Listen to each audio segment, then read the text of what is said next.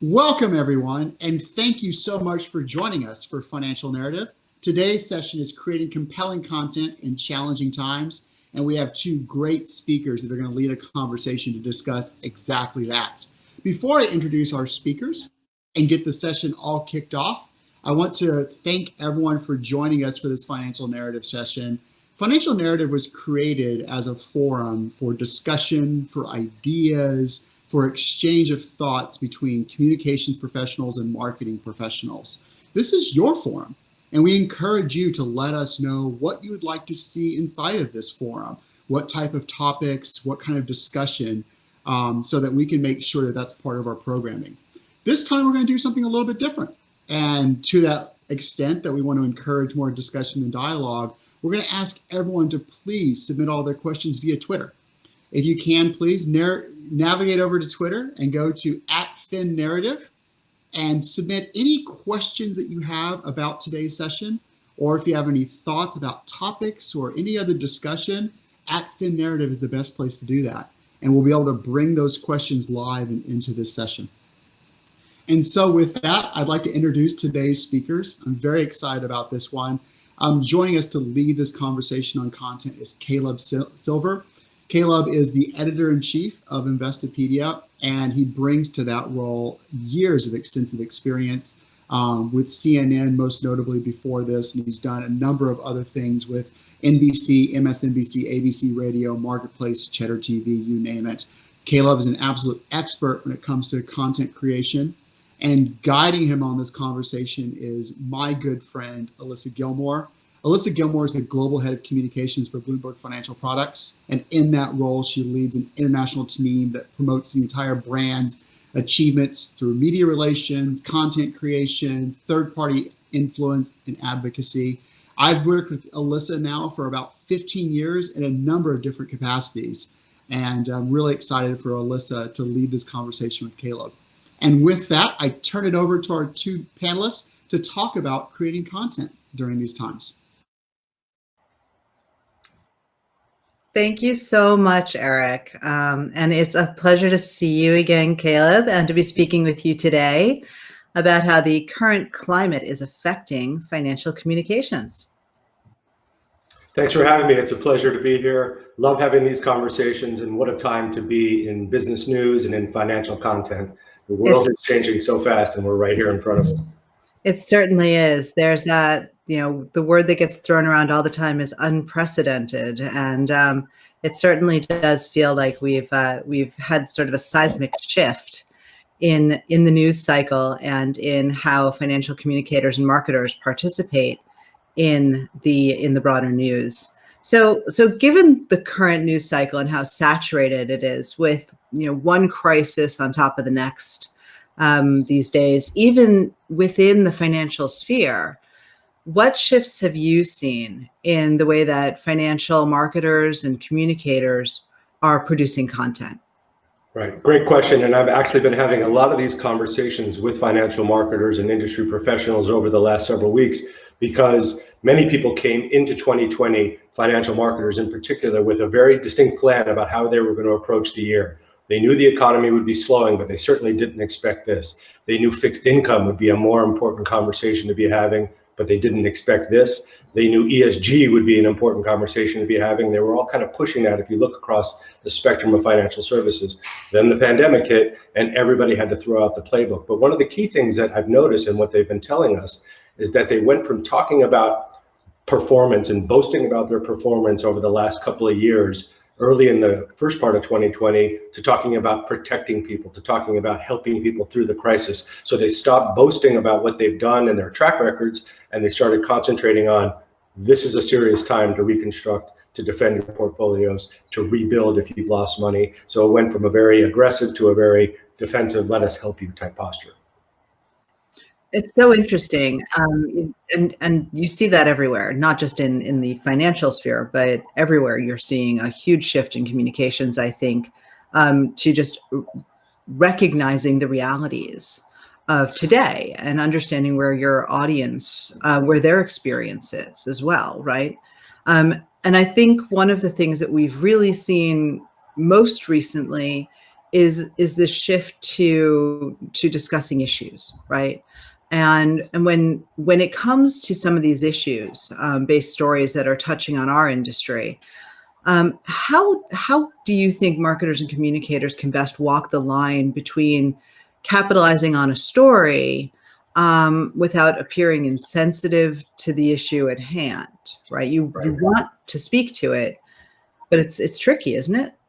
Totally. And I didn't bring up the protests around race and police brutality that really marked the end of May and the month of June, which was also yet another unexpected event, but one that was a long time coming. And financial marketers have been very careful about that. Everybody has, but I think as an industry, we all realize that we've done a very poor job of representing diverse voices across our history, whether that's in financial services or in financial media or in media writ large, right? We have not been diverse enough. We haven't included enough people in our coverage. We haven't emboldened our newsrooms and staffed our newsrooms and our content teams with enough diverse voices. So that's definitely been a shift and one that we're taking. But if you look across the industry, you see a lot of sensitivity to that. And I think the best examples of people doing it well are those who are storytelling about those small businesses run by communities or diverse communities, or those stories of people who are navigating this crisis, individual stories about real people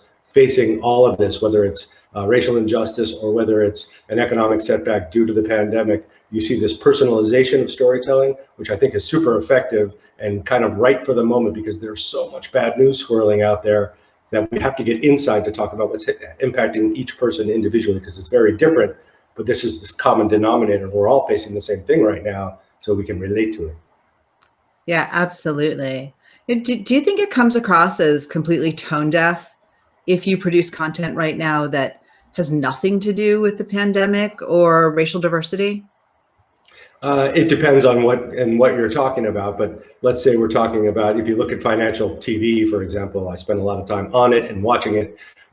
You see this mix of people who are addressing the issues head on and booking more guests of color and booking more diverse voices in terms of the experts they have. But on the messaging side, ETF performance, for example, if you have a big ETF issuer posting about its new products, that's a little bit different. And I think financial products and tools and platforms in a way they're not excused from those conversations, but platforms are platforms. They should be race agnostic. But when you're talking about services, loans to small businesses, helping communities out, helping communities recover, you have to address the issues.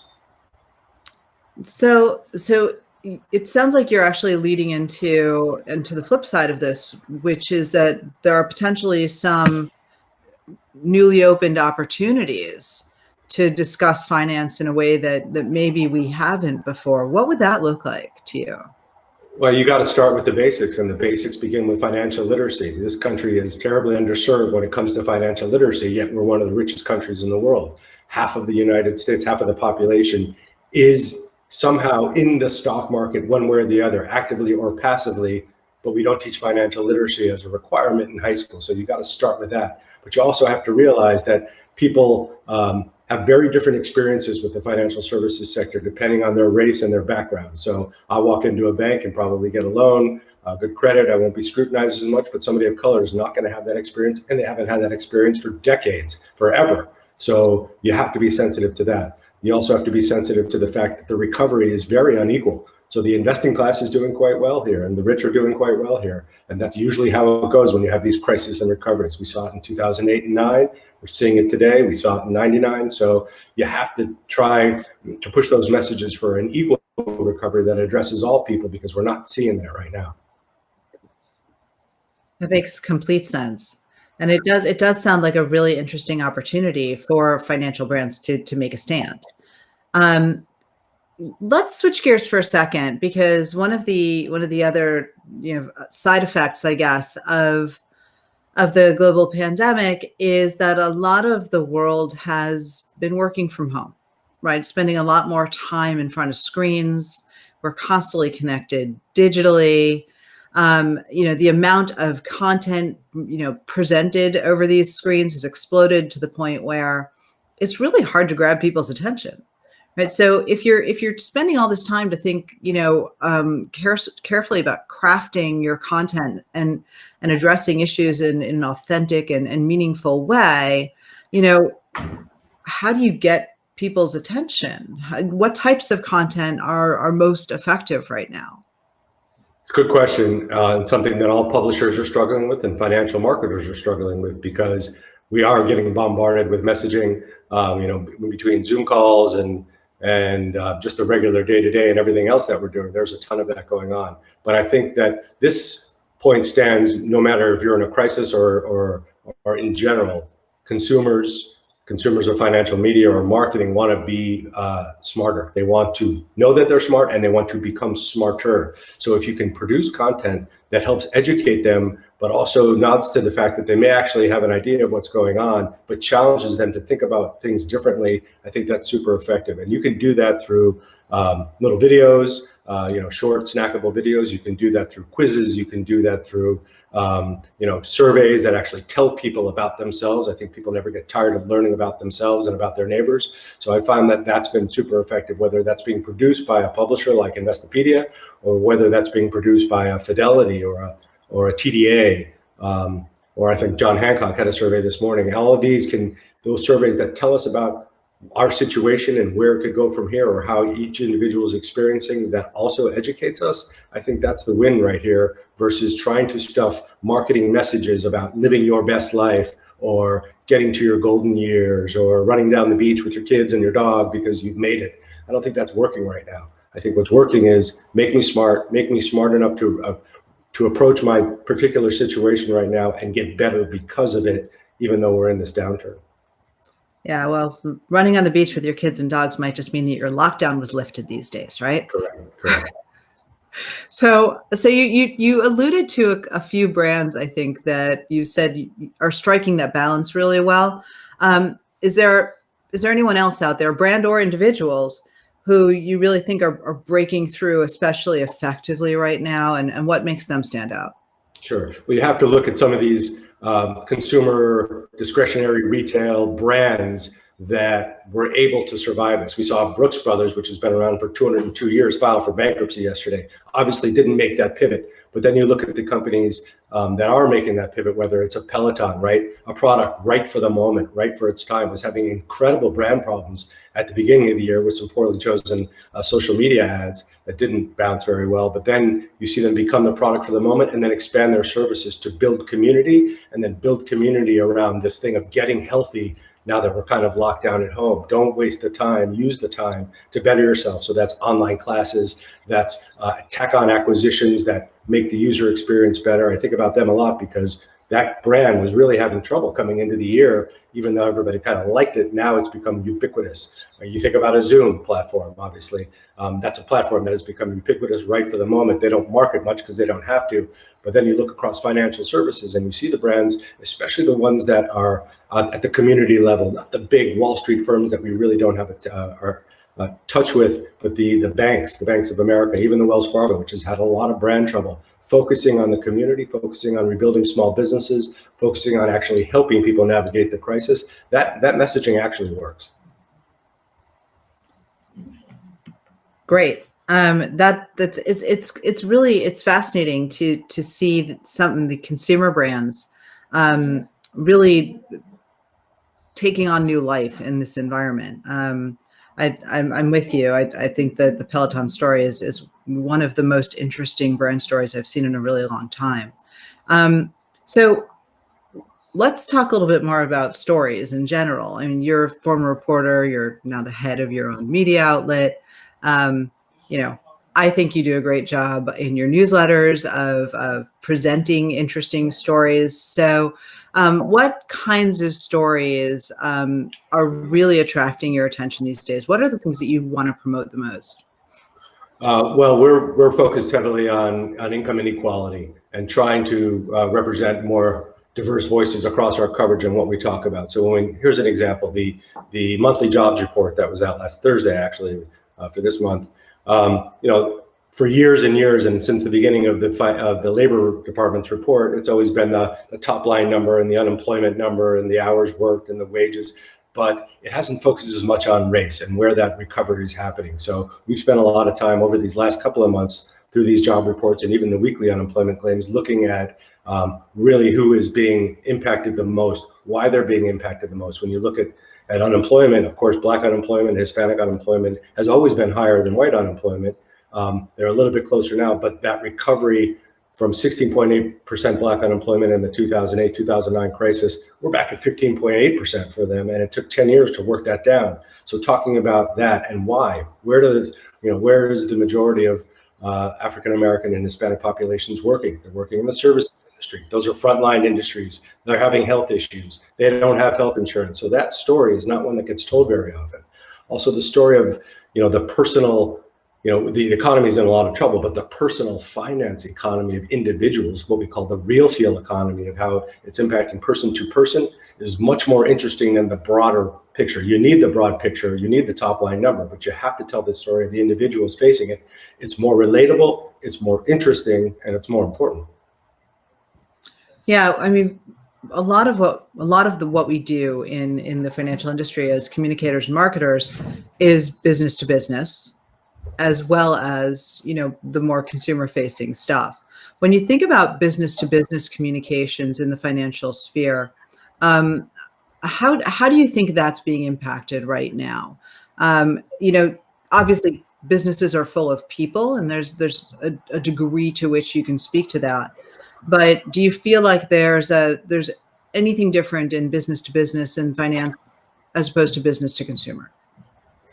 Well, for sure, because business to business is a completely different model that's modeled on servicing, those businesses to help them deliver to consumers. So you have you have that slight little bit of a disconnect there. But that said, when I look at the financial advisor space, I spend a lot of time in that space, and the tools that they use and the platforms they use to actually speak to me, the end consumer, are very important. So that B2B conversation that's happening where it's an InvestNet Yodlee or an eMoney or somebody who's providing that content or those platforms to the advisor to then speak to the consumer, to their clients, that's super important right now, because we, as clients of advisors or those folks that do get financial services or financial advice, have a ton of questions right now. So that B2B connection between the InvestNet Yodlees of the world and the platforms that I ultimately engage with is very important and critical, because we have, as I said, so many questions about where we are and where we're going.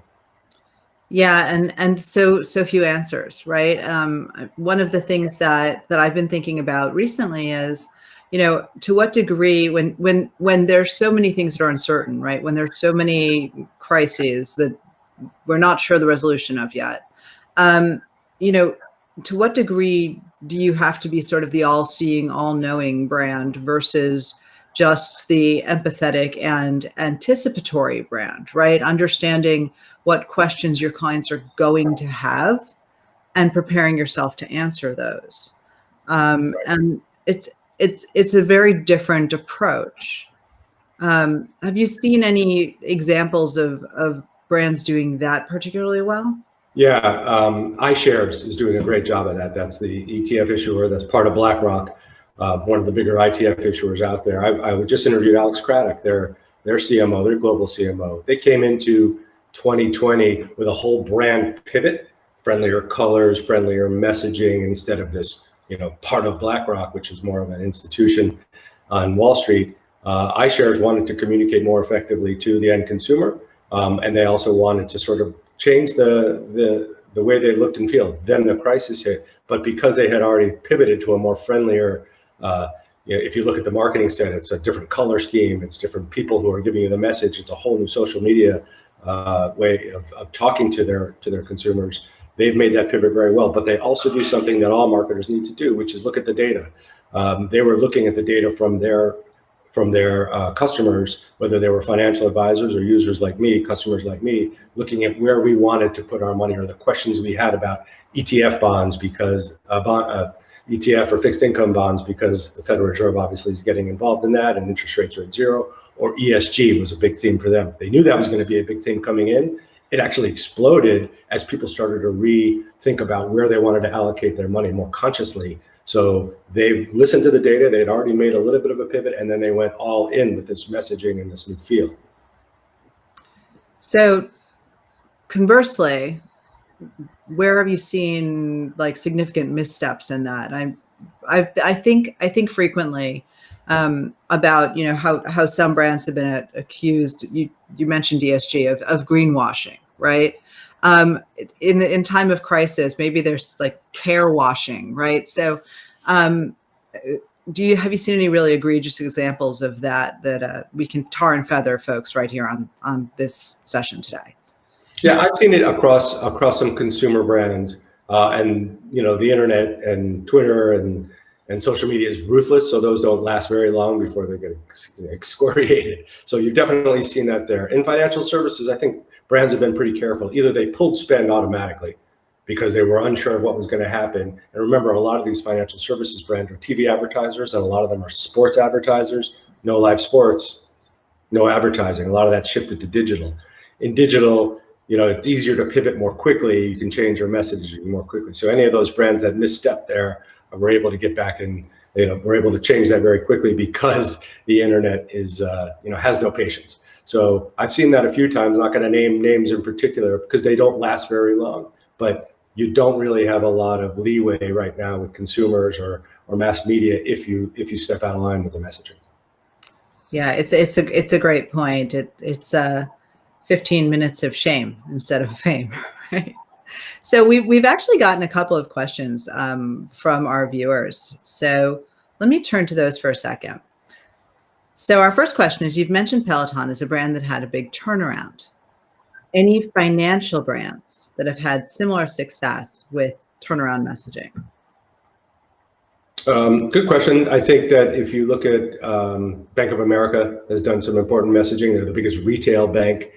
They've always been pretty good at capturing the moment. I remember back in 2009, we did a whole sponsored content series with them on CNN about rebuilding Main Street. They're pretty good at getting in front because they are such a consumer-facing brand. I mentioned Wells Fargo too. Wells has had nothing but PR problems for the last couple of years. I don't think those problems are behind them necessarily, but they are a big consumer-facing brand that does deal with small businesses at street level. So they are out there, and you can see it in the messaging, whether that's on CNBC or broadcast television.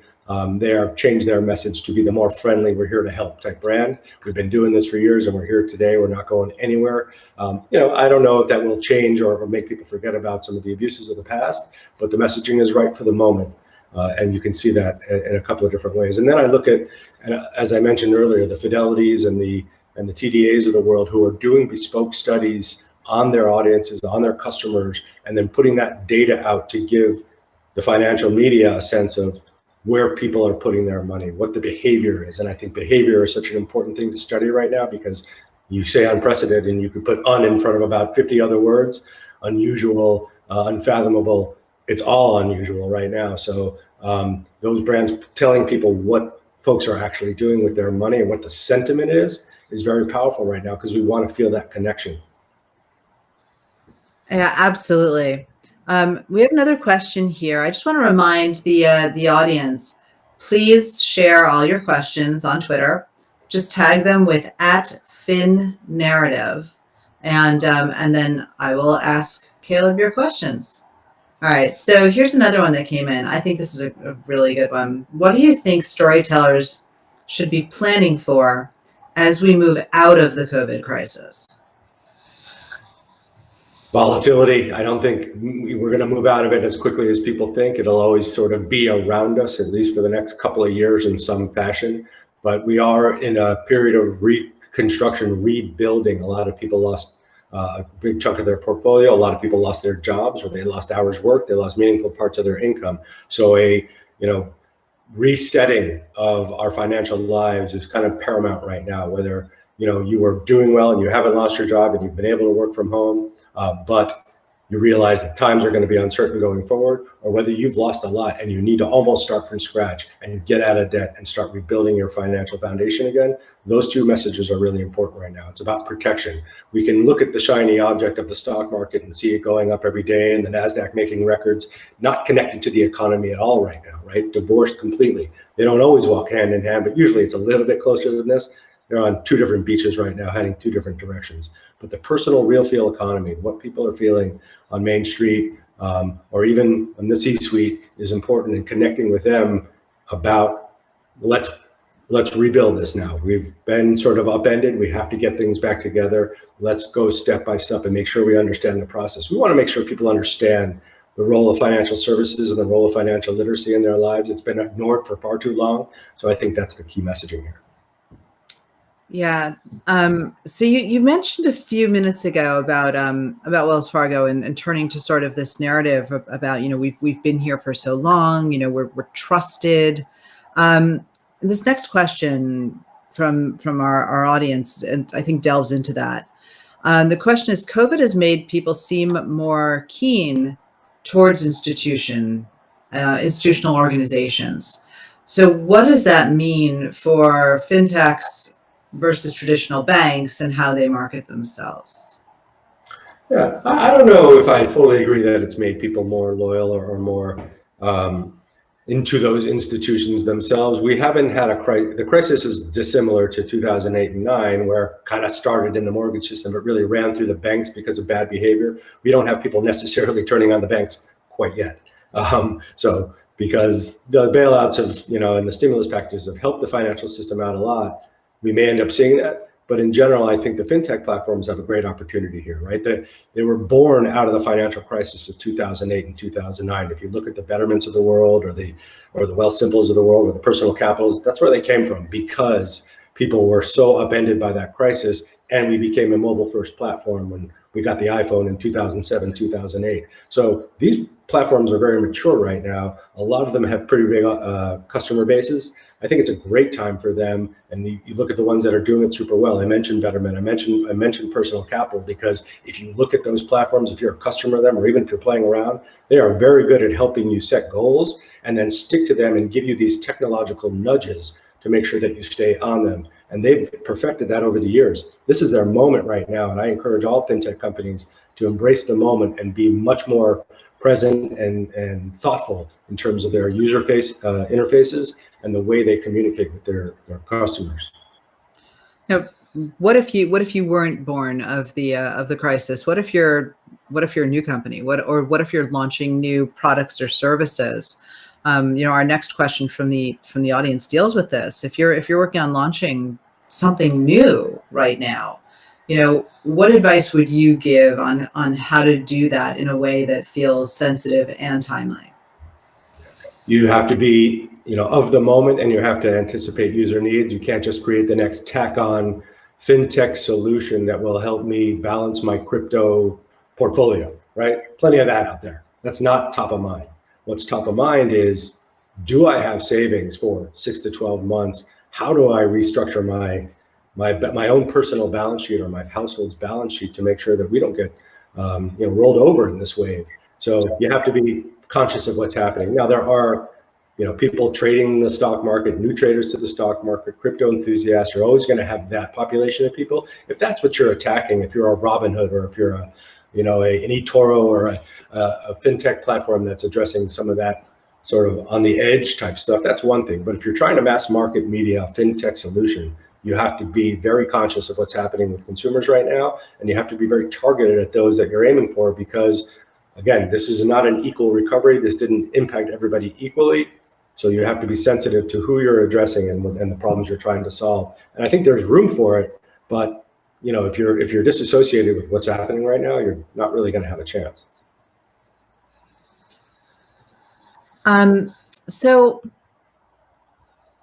the sense of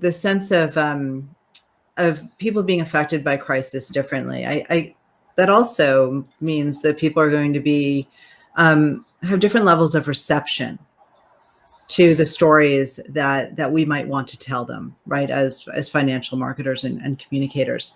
What do you think is a good way to sort of test the waters and understand, where do you find your most receptive audiences right now? I mean, we always talk about targeting, right, and how we want to target our content, how we want to target our message. How do you target effectively in an environment like this? Right. I think it was Mel Karmazin, the former head of CBS, who said, 50% of my advertising is working. I just don't know which 50%. Well, the internet changed that, obviously. So who you're reaching. And And social media is the great place to test that out because it's super cheap, and you can pivot your message, in 5 minutes if you want to. So I suggest trying it there, seeding it there, but also creating content that actually is useful to people. So that could be a small podcast, that could be a daily newsletter. So you start to build an audience. Once you get some critical mass there, whether it's 1,000 people, 10,000, 100,000, you're able to survey, test, and get data from them. If you're flying without data here, you're flying blind. So it's easier than ever to do that in those little Twitter survey polls, or the Instagram quizzes, or the Facebook. Do you know the answer to this question? It takes you to a landing page, fill out a survey, collect data. That's easy stuff to do today, much easier than it was 10 years ago. And you actually know who you're reaching. And if you have loyalty, or if you're able to build customer loyalty, your audience will tell you anything. We've been running in reader surveys on our newsletters. We have 2 a day that I write, and we get 1,000 responses because we give the information back to the reader. We ask them about themselves, and we say, we want to know this so we can tell you about how you are behaving, and about how the people who are also reading this and engaged investors are behaving. We are 22 years old, so we have loyalty. If you're brand new, you've got to build that. But the fastest way to build it is by testing it on social. Makes complete sense. And one of our listeners, one of our audience members, I think would like to get a little of that data from you. On Investopedia, they've asked which stories are generating the most interest right now. Are there certain topics that are generating more traffic? Maybe that's a good road test for us as well. Oh yeah, a great thing to look at is on our site, the Investopedia Anxiety Index. The Anxiety Index measures traffic spikes to our terms that are more fear-based. So it covers markets, it covers the macroeconomy, and it covers personal finances. And it's not at record highs, but it was a few weeks ago. But it's associated with about 13 or 14 key terms that are fear-based. So bankruptcy is a term that's spiking right now. People want to learn about that. They want to learn about forbearance if they're not able to pay their mortgage. They want to learn about foreclosure. Every day we get a run of the biggest traffic increases by percentage across our site. And we look at that, and it gives us a great finger on the pulse of what people care about. The thing about Investopedia, which is very cool and different from my past jobs at CNN or Bloomberg. I was at Bloomberg from 1997 to 2004, is that's all push media. Right. That's all push media, extra, read all about it. We're pushing it out there. Investopedia is all SEO, mostly SEO. So people are coming to us, and that gives us a sense of what they really want and what they care about. And by knowing that, we're able to improve that content that they're looking at. We're able to say, oh, people are asking a lot about this, but we haven't done enough on this particular area. So right now, I'd say this, because our audience is so big, 23 million people monthly across the world, we have this mix of people sort of who have done well, older investors who are actually actively trading right now and looking for different trading techniques that are pretty advanced. Some of it's options related. Some of it is and looking at futures. And then we're looking at people who are new to the market, trying to understand the very basics of how do I put a stop order in? What is a limit order? What is margin trading? Not that we want people to margin trade, but people are trying to figure that out. So volatility brings up all kinds of interesting traffic patterns with us. And right now we're seeing this combination of, I got to protect my personal finances because I'm worried about bankruptcy, foreclosure, forbearance, or missing rent payments on one hand. On the other hand, you have people saying, I want to take advantage of this moment because this is an unprecedented situation where stocks got leveled, interest rates are at zero. I remember what happened in 2008 and 2009 when interest rates were at zero and the Fed came in. I want in. Yeah, it's an interesting. So you're calling it an anxiety index. It might also be sort of like a risk tolerance index, right? In that regard as well. And the surveys that you're doing in the newsletters, anything interesting come from those that is worth mentioning? Yeah, we find that our audience, and they're engaged investors, they wouldn't be on Investopedia if they weren't, and they wouldn't be reading my newsletters, which are about the individual investor. So we've noticed in this we just closed the last one last week. It ran for a few weeks after the big June run in the stock market. And we've noticed that our readers are more bearish than they were a month ago, probably the big run in the stock markets contributed a lot to that, but they are still willing to take risks. They're taking risks on some blue chip stocks that got beaten down pretty good, but they're also following the herd in the big tech stocks, but they're also taking risky bets in the oil sector and the airline sector and the travel sector in general because those stocks are so beaten down. So there's that part of it. But there's also, we asked people, especially if they were around, depending on their age in the last crisis, worried more or less about this than the last crisis. In general, older investors, more experienced investors with more money are more worried today than they were in 2008, 2009. Wow, that's sobering. Yeah. So you've shared some really good examples of how at Investopedia you're improving your content, you're improving engagement, you're pulling people in. What lessons can our audience today take from your improvements to think about how to improve their own content, their storytelling, their engagement? Right. Authenticity is number one, right? Especially if you're on the marketing side of things. Consumers are smart. They see right through messages that don't feel real and authentic, and you have to start with that. You also have to make people smarter, right? You want to take the high road and try to educate people to the best ability that you can, and also give them solutions, because everybody is grasping for solutions right now. What we don't want to have happen here is a financial crisis that takes another decade to get out of because people were wiped out and unaware of where they stood before things happened or where they stand now. So that awareness of get your house in order, and here are some tools to help you do that, and here are ways to learn about how other people are doing that, that's working right now. I can see it in our content. I can see it across our competitors' content. I'm extremely enthusiastic about what I see across financial media in general and on platforms like Bloomberg or CNBC that are actually addressing the income inequality and the inequality that's happening across financial services and in the corporate world. That's important. That's a conversation that is a long time coming. And I don't think you can overdo it there, but you have to be authentic and you have to be solution oriented. Yeah, absolutely. So one of the things you've touched on a few times is financial literacy, and it occurs to me that all of these things, right?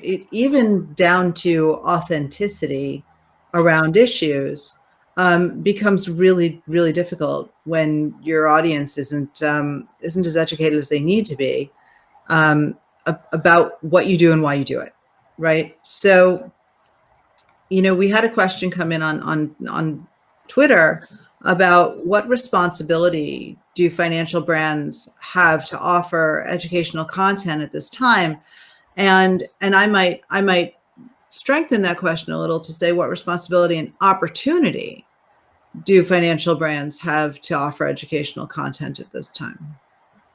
Well, they have a responsibility because they're selling the product, but it's also an opportunity, right? The financial literacy is core to everything that we do. People get glazed over with financial services information. If you watch a Sunday golf tournament, you're just one Schwab Fidelity commercial after the other, and most people aren't exactly engaged with that. But financial literacy is core because people need to educate themselves before they get involved with products. And the smarter consumer is the better consumer, easier to upsell, easier to attract with new product offerings, easier to convert to things that might be better for them as they grow through life stages. So it starts with that. Obviously, that's what we're all about. We've been doing that for 22 years and we're known for it.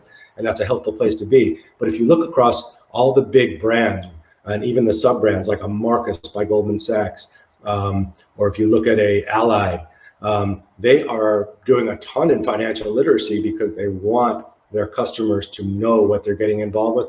Plus, they want to sell them other products, and that's the best way to do it, is to make them feel smart. So I have another Investopedia related question for you. It's been so interesting to hear some of the things that you've been doing during this time. Any teasers for us on new things we should look out for? Well, there may be something coming through the airwaves in a few weeks. People have been asking us for a long time to put a podcast out there, and we're getting close. So stay tuned. Stay tuned to your iTunes or your Stitcher or wherever you get your daily podcast. I'm not going to put a date on it, but that's something that we're working on. We're pretty excited about that.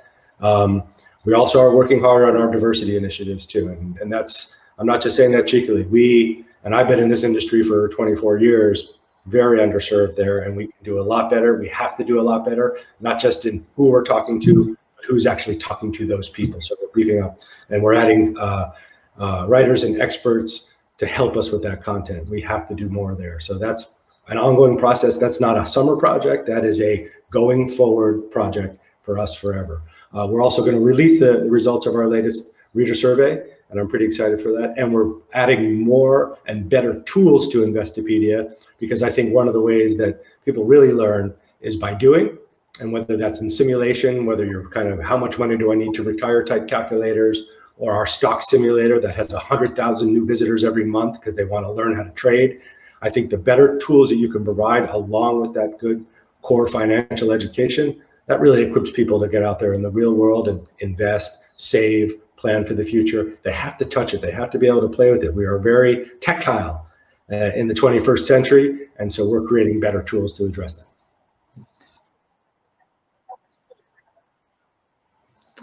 So that all sounds fascinating, and I am eager to be one of your first podcast listeners. So please let me know. I want an advance notice when that's getting ready to roll.